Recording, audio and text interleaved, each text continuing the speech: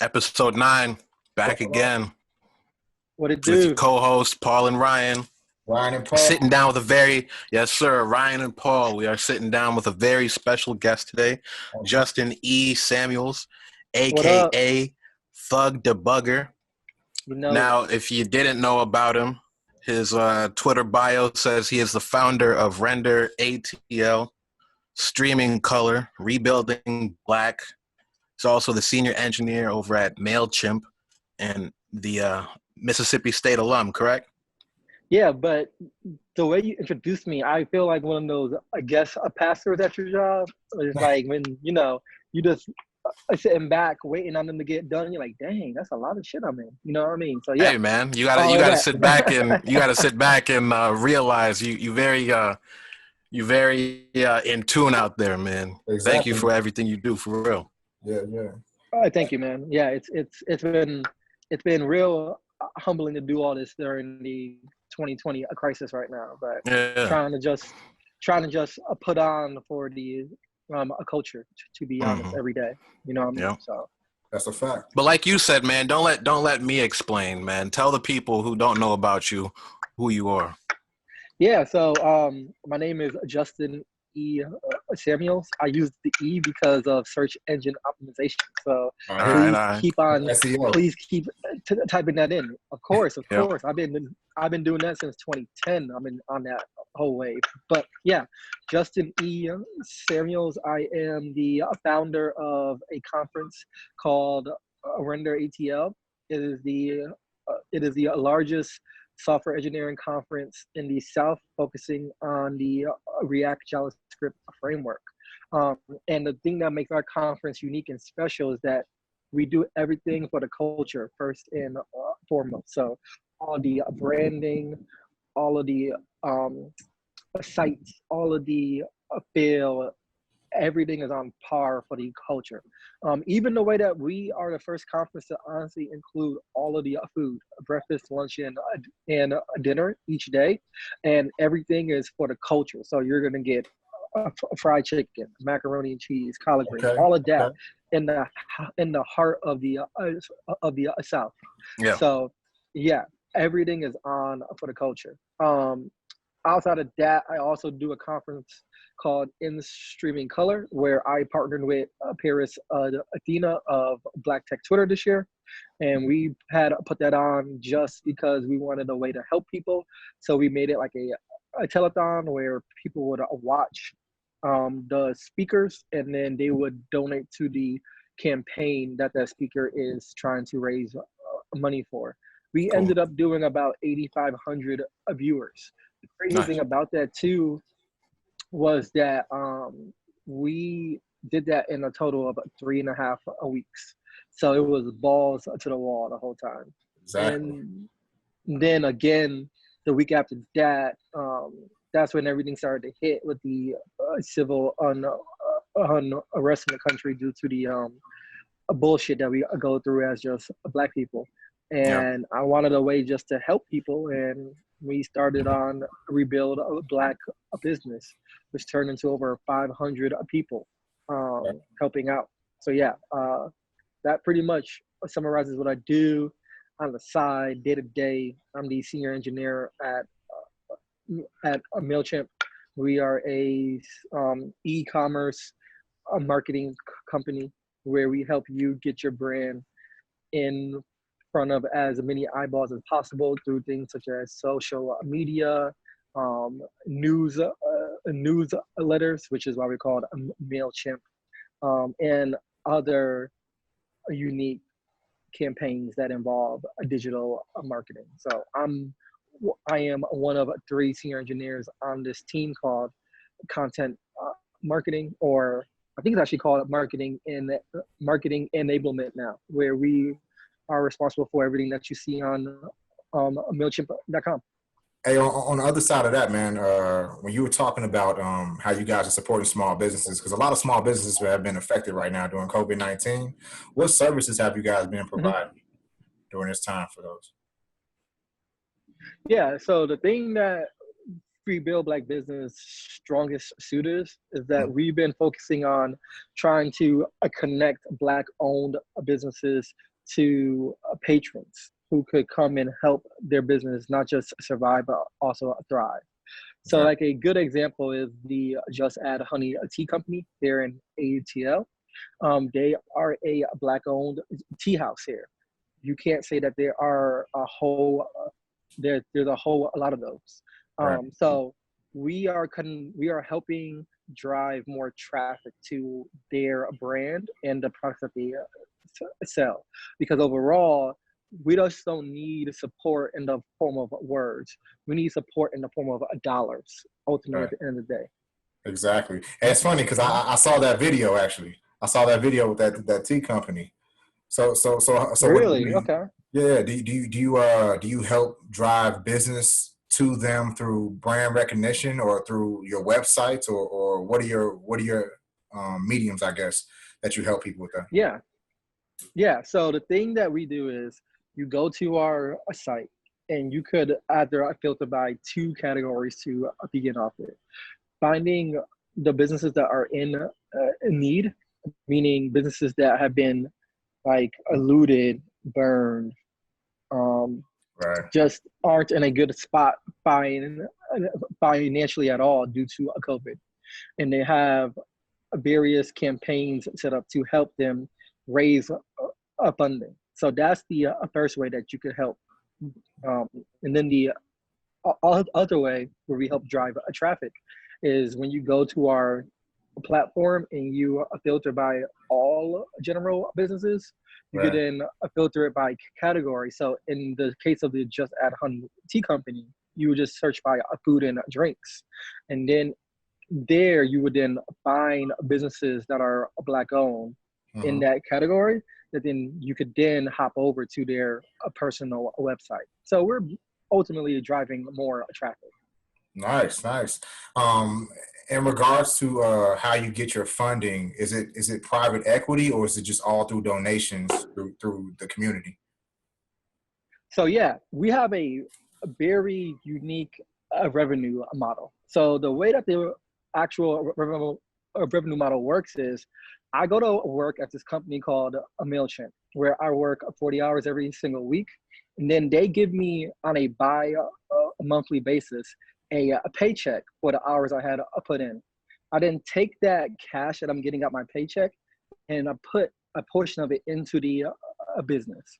Right. That is our actual revenue model, aka the Bank of Justin. Hey man, see, look, you got your hands in a little bit of everything. Now you got your own bank going on. What's happening? Yeah, man. And like I tell people this all the time, is like if you truly want to if you truly want to make it out here, you have to be willing to sacrifice. Absolutely. And the hardest thing to sacrifice that people don't talk about is sacrificing your own dollars. And I sacrifice my dollars for the culture rather than having it in an account just growing interest, which I could just easily do. Exactly. I'm out here putting my dollars to work to stand behind the vision that I have, not just for me and my own brand, but for our people overall, which is why I go so hard in the stock market, because that's an extra opportunity for me to raise more capital. So then I could then put it into the companies. Right. Not to get off the subject, but you mentioned the stock market. Is there anything that you're watching right now? I just saw that Moderna signed that deal with the U.S. What's going on? Man, so usually I'm heavy in the stock market, and thank you for that tip, because I have not been totally. But hold on, before you finish, I saw Johnson & Johnson sign a deal, right? And I was like, Johnson, where did they come from? Because they weren't one of the leaders in creating the COVID-19 vaccine. But then I saw Moderna sign one actually a day ago. So they just did that yesterday morning, actually. So I've been following a stock called Livongo. Okay. Where Livongo is coincided with Teladoc. Basically, they're in the same space of telehealth. Okay. And with the space of telehealth, it's a obvious need now, because with the need of not being able to go to the doctor available for everybody, being able to just get on your phone like how you or I are now, or on your, laptop, tablet, anything like that, and being able to interact with a health professional is a no-brainer on, the future of healthcare. Okay. So I bought an option on that, and option did well to the tune of an $2,500 profit in the course of about 2.5 weeks. Here's the thing though, I didn't take a profit because I wanted to execute on the option. So I bought 100 shares at the strike price of $115. I think the premium was $7 every share or so. So about 122, 121 per share I end up paying overall. Right. That thing has now since went down, when I checked earlier today, to about $116 every share. But, once again, it's the future of healthcare. Exactly. So if I was scared, I would just already be gone. You know what I mean? But it's going to go back up. So the long-winded answer is I'm watching a lot of things that are going to be the future of our economy, and things that's going to be the future of how you and I interact, and how you and I interact with services that were there in our necessary pre-COVID, such as healthcare. How do you go drop off your car to the repair shop?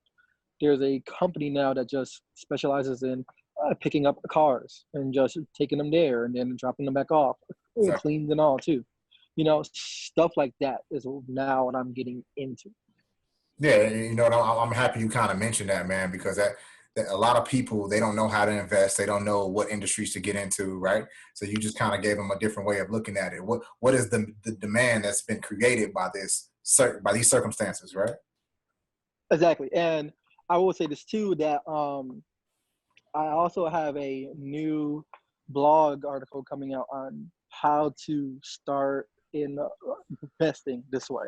Right. So it's going to be like a 20 to a 30 minute read if you truly try to break it down. But I'm breaking down all of these theories. I'm breaking down all these different strategies. I'm talking about what kind of investor you are, if you're more of a conservative versus more of a risk taker. So that's going to be coming out once I get to 8,000 followers. Absolutely. I'm only 900 shy short. So once y'all help me get there, then I'm gonna drop that. Come on, now you already know. So just to follow up, man, I kind of want to get back into the tech space. Appreciate that little knowledge about the market, man. That's a really good way of approaching it, especially for new investors. Always, bro. But back to the tech space, man, because you do what you do in the tech space, and I want to know, moving forward from 2020, moving on, do you think there's going to be a lot of opportunity in tech? Should people be looking to get into jobs that where they do more in tech, especially in our community?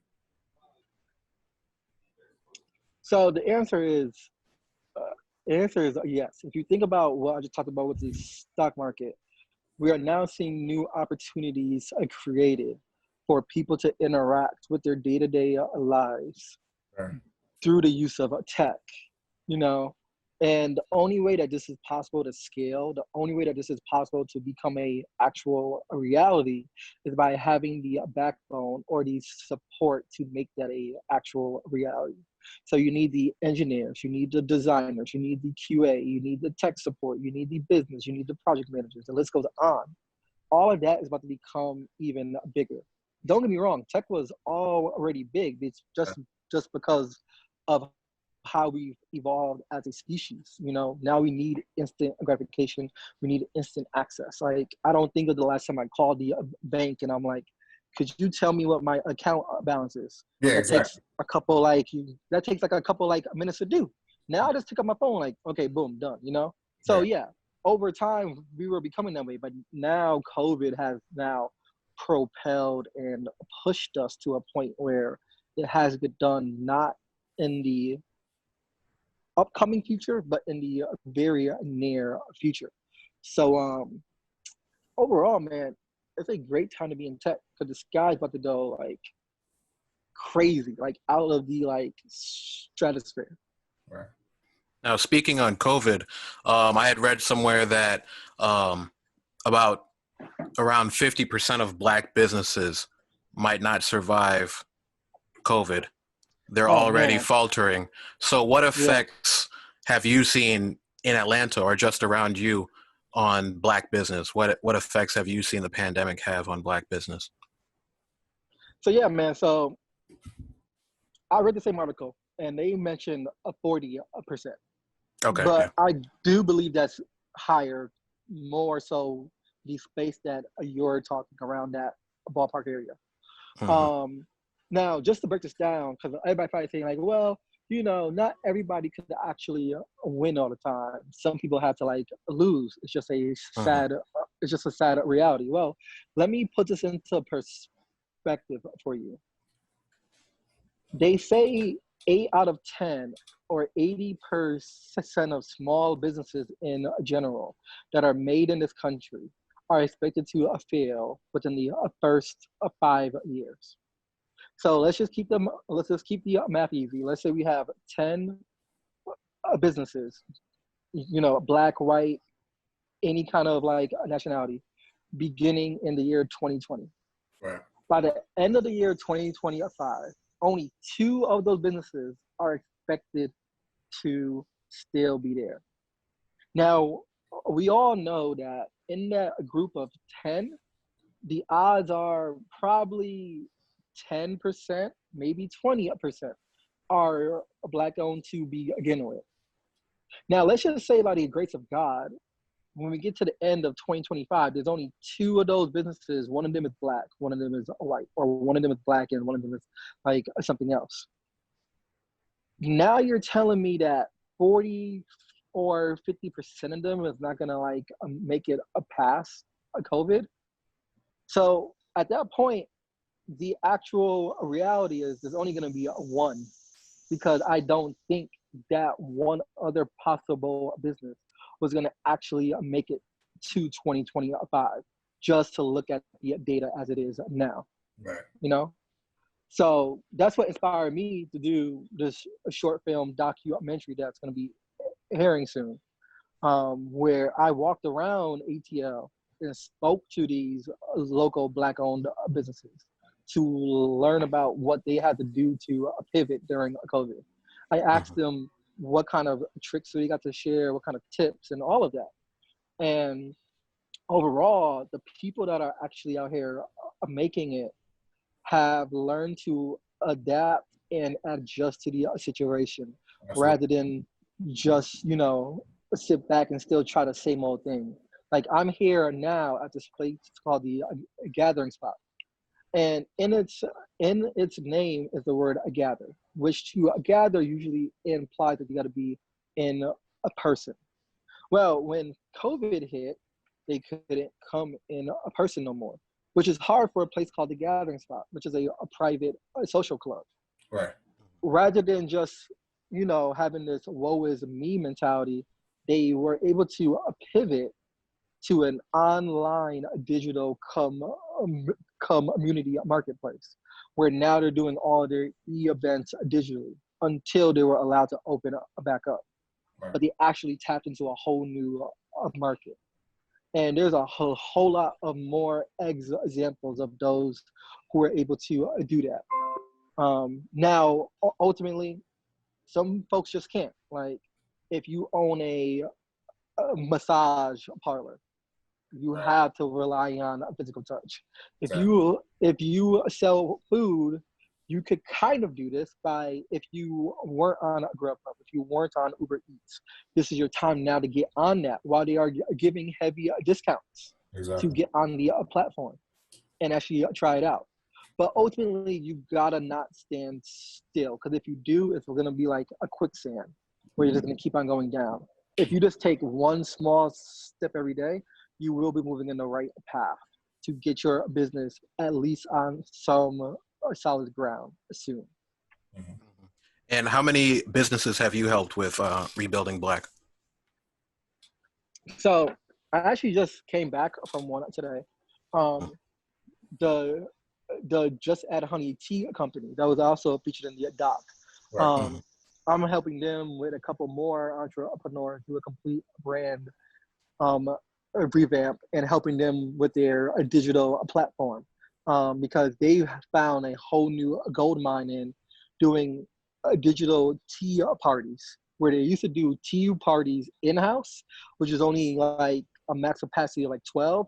Now they're doing tea parties digitally with upwards of 50 people learning the art of tea and how to make tea from the comforts of their home and having a actual tea party. So now you got dads doing a tea party with their little girls, Yeah. you know, and a whole lot more things like that. But they're basically tapping into a whole new market. And then that's where the Rebuild Black business brand came in. I was like, hey, I need help. I'm like, cool, what you need? Well, a brand needs help, SEO, market funneling, a sale funneling, and then I was able to look in our database, and I was able to get a team together that came down here. I met with them, and they're about to go to work. So overall, I probably helped 3 brands, but I'm happy to just be a part of the process to be trusted to help them with their child. Just to be honest about it, you know. So I mean, Definitely. it's amazing for you to even step in that space though and help them out. You know what I mean? I mean, because with each unique business, you're learning something. You know that, oh man, I did this with this business. This could help this type of business. So now when you have new people who you bring into the fold who want to be a part of this program, you're able to help them. You know, to the best of your ability through experience. So I mean, it's amazing. see, and like what people have to understand is ultimately at the end of the day, we as Black people, we are all we got. Yep. And we need to help each other not just survive but also thrive, because if we continue just thinking on a survival mindset, we're only ever going to think, well, how do I make it to the next day? Rather, how do I actually expand and grow so that then when I reach whole new heights, I'm able to help other people reach their new heights. And that's honestly what happened to me, is that I reached a whole new height. I started getting more connected to people. And I was like, no, I'm not going to be the only one here. I need to bring everybody else too. Right. And that's my whole mindset on anything I do. How can I help more than just myself? And that comes from not a survival mentality, but from a thriving, or as they say, thinking in a mindset of, so we're looking for, thinking of a mindset of abundance. Now, where will your documentary be releasing, and when? So the documentary releases tomorrow Okay, nice. at this conference called a React Rally, where Mhm. they focus on honestly engineering topics. But this was a pretty unique opportunity because they have a huge audience. Mhm. So going back to how can I help people, like, okay, if I talk about these Black-owned businesses, it's gonna create a new potential access point for a whole new other side of um, customers to Yeah. access what they have, Right. you know. So that's why I wanted to talk about this there. But also as an engineer, the actual tech that we built is pretty damn cool, you know. Mhm. So I wanted to also bring that up too. And now we are going to open source our API, where the Nice. API that we have will allow you to access it and pull down a data that you usually would have to go scrape across various websites. Right. So to think about it this way, if you truly want to see the effects of COVID on Black-owned businesses, you would have to go find some blog or like, you know, some article pre-COVID, get Mhm. those businesses out. So you got to, you know, work with that dirty data. And then you got to go find an article on the businesses that are in the same area post-COVID, and then come compare the two. Yeah. But now with our API. You can just hit our API and ask it, hey, I want to know businesses within, 30321 and of this category, and it'll give you everything back that it has. Yeah. And will your doc be available past tomorrow, or is it something that's only streaming live at the rally? So it's going to be streamed live at the rally. Then after the rally, it's going to be streamed at a Black Tech conference called Black is Tech. So those are going to be the two opportunities that you could check it out. And then after that, that's when it's going to be on my a personal blog, which you could hit by going to videos.dougdebugger.dev. Cool. I'm definitely going to link this. I'm going to link this because when this drops, I'm pretty sure people will miss those initial premieres. So then they can go back and watch this. So you spoke on open source projects for Rebuild Black. Will there be any other projects or any other initiatives moving forward?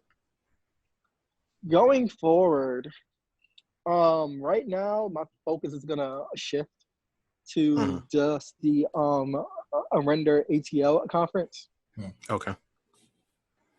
So that's what I'm doing next. So no open source projects yet, but stay tuned because I'm always in a state of constant flux. Now, I know we've dived into rebuilding Black so far, but I guess give us a little bit more insight on RenderAto. So yeah, RenderAto is honestly my pride and joy, because we started this off of $1 in a dream. So I got tired of going to tech conferences where nobody looked like me, talked like me, acted like me. I was always having to like code switch, as they say. And it gets a little bit tiring. So when I went to go meet with these recruiters, I would always be shocked when they say stuff like, if I could only find 100 more of you, there wouldn't be no pipeline problem. And I'm like, guys, like there is 100 more of me. I guarantee you. You just don't know what you're trying to look for, and you're probably doing a horrible job at it. So the people that I had knew said, okay, approve it then. So I came here to ATL in 2018, thinking of this in the back of my head. And then when I joined the gathering spot, I knew like, okay, this is the location that it has to be in. Because everything about the gathering spot screams, I am Black and I am unapologetic. Got in good relationship with them. And then that's when I started to go to work. And I didn't have a dime. I just had my paycheck, a bank of Justin again. At the time, I was not making as much as I am now. So it was a lot harder. But off of that hope, I was able to talk to other sponsors, talk to other businessmen and women, and get their interest to where they started opening doors for me to actually do the damn thing. And it became a conference where I wanted, one, people to learn the best new techniques in JavaScript, more specifically the React.js ecosystem. So that was one. And we were able to get the world-class speaker list that you can only dream of. People like Sophie Alpert, who was honestly the whole reason why I have a job. She was on the React core team when it was only her, you know? You got people like Paris Athena, who did the whole hashtag Black Tech Twitter movement. And now she's gonna be in the South for the first time, you know, and folks like Angie Jones, a black woman who is the first JavaScript, not JavaScript, is the first Java champion as a black woman, you know, folks like that who you don't usually catch down here. You're gonna have an opportunity to catch. So I want the best speakers, but I also wanted the best food, and I also want the best experience overall for people when they come. So it's gonna be here in the heart of the city, and we have a lot of gems that we haven't dropped, Right. which I'm a little bit disappointed because we couldn't due to COVID. But yeah, we have a lot of ammo waiting in the back right now, and we have not stopped since COVID. To be honest with you, we've been grinding it out every day. Absolutely. So while our competition was just chilling, we went to work and we got a lot more ammo now. So, yeah. That's what you got to do. Now, building on you speaking on, the Bank of Justin. I've also, also going through your Twitter, I saw that you were speaking on. Oh boy. Well, I think you already mentioned it earlier when you were speaking on what's going to happen when you get to 8K followers, but about helping people, I guess helping other programmers with investing and options for investing. What are, I guess, some of the methods that you think could help us as Black people really build generational wealth? Generational wealth. I had to throw that in there. Yes, sir. Yes, sir. I know you had the T-shirt, Paul. Which we have a whole segment on this in the doc too. So, but the actual number one way is for people to understand that there are different financial lanes, and you can't keep up with everybody. Yep. Exactly. And if you learn what your financial lane is, you'll be happy in that lane until you could see it's okay to cross over into the upcoming lane. It's like driving on a highway. Hey, Justin, you say trust the process? Yeah, to be honest, trust the process, because we spend a lot of money on bullshit. And by bullshit, I don't mean I'm hating on anybody that wears a Gucci. I mean, I wear Gucci. I wear all the high designs that you could think of. But I didn't start buying that shit until I knew I could actually afford it. And by the word afford it, I don't mean I got $300 in my checking account and I'm about to go buy a $200 bag. No, like, you cannot do that. Okay. For those who don't know, I have a passion about book bags. If you come to my closet, I got book bags everywhere. Expensive book bags. But I wasn't able to buy those until I started making the cash that I am now. And if I would have tried to deviate out of my lane and just say, screw it, I'm going to go buy that, I would have been in a world of hurt when I got into my car accident. I had to pay my deductible. Like, that's one thing. I had an unexpected medical expense. There's another thing, you know what I mean? So the best way to start building generational wealth is to learn your lane. And then once you learn your lane, you will learn how much money you could save, how much money you could pay down on debt, and how much you could truly spend and be okay. So like me personally, and this is about to be a gem right here, I follow what is called the 60-30-20 rule. All right? Okay. Wait. I'm sorry. That doesn't add up. 60-30-10 rule. Yeah. All right. So the way that I do it is, the way that the rule works is 60% of your bill should be expenses that you actually have to pay. Mortgage, car note, right, phone bill. Let's just be honest. You honestly need a phone in the year 2020. Then the 20% is a debt that you want to pay down, a credit card bill, school charge loan, card, stuff that you don't really need to have debt on, but you need to pay it down. Yeah, school loan, stuff like that. And then the last 30% is things that you need to just want to have a fun with. So like, I want to go out to like a brunch party. I want to go blow a bag on a bag. You could use that and feel okay. Instead, I did the opposite. I do a 60-30-10. Okay. So right now we're at 90%, where the 30% could go towards stocks. It could go towards savings accounts. I have a guy, his name is Andre, where he handles all of my passive income. So he got me in investing in stuff like a cell phone towers. Like, of course, that's a smart move because you need that. You know, he got me investing in stuff like student housing, you know, because, you know, education is king. And then the last 10%, I just like blow it. Yeah. I just go have a good time. Because at that point, I've already paid my bills. I've already put away half of that to the side. So I'm going to go have a good time. So when I be out to eat and they like, oh, the bill's like $200. Okay, cool. I got that. Here you go. And I don't feel bad about it. Yeah. You know what I mean? So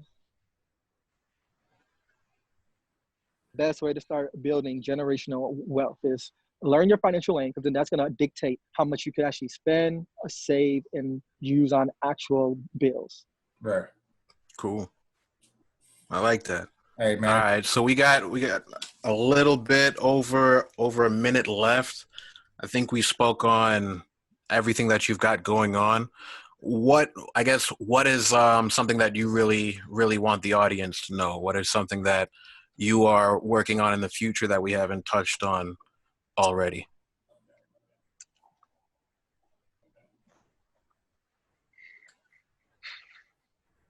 Honestly, I think y'all know everything about me at this point. Thanks, man.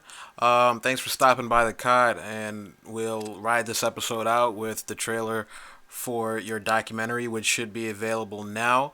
Everyone can go below to the links for your website and for where they can find it on YouTube. Thank you. Peace.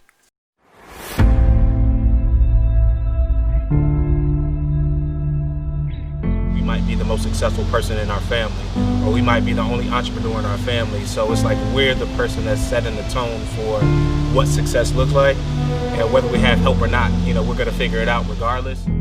So we often talk about obtaining generational wealth, but we don't ever talk about how do you actually take the steps to get that wealth. When we shut down the stores, we can only really at that point rely upon our online marketing.